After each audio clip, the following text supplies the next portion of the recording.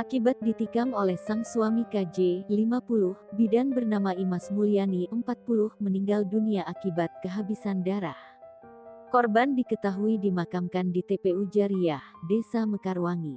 Selain warga, rekan-rekan satu profesi juga ikut mengantar korban.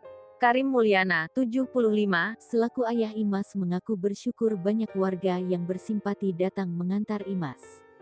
Ia bercerita, korban kerap menggratiskan biaya pemeriksaan bagi para pasien yang ekonominya kurang mampu. Sifat kebaikan korban ini membuat banyak warga merasa kehilangan.